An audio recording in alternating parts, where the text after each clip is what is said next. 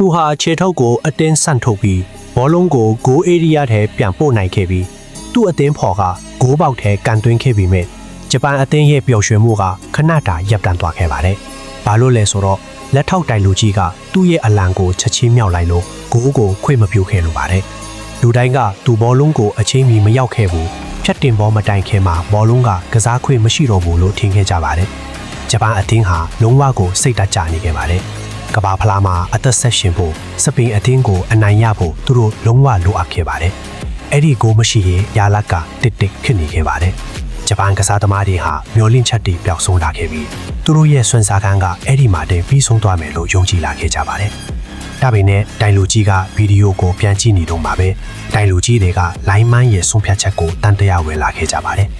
ပြန်ကန်ချက်တွေကအယားနီးကလွတ်လာကြောင်းနောက်ဆုံးဖြတ်ချက်ကဘာဖြစ်မလဲဆိုတာအားကစားကွင်းထဲကဘယ်သူမှမသိခဲ့ကြပါဘူး။ဘောလုံးဟာ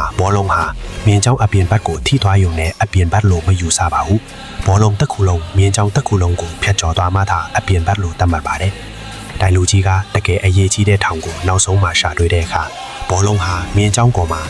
1.88 မီလီမီတာကွာဝေးနေသေးတယ်လို့အတည်ပြုခဲ့ပါတယ်။ဒါကြောင့်ဂိုးပေးခဲ့ပါတယ်။အဲ့ဒီဆုံးဖြတ်ချက်ကတီးဝိုင်းရဲ့ကံကြမ္မာကိုလုံးဝပြောင်းလဲစေခဲ့ပြီးတနိုင်ငံလုံးအတွက်မျှော်လင့်ချက်တွေကိုပြန်လည်ရရှိစေခဲ့ပါတယ်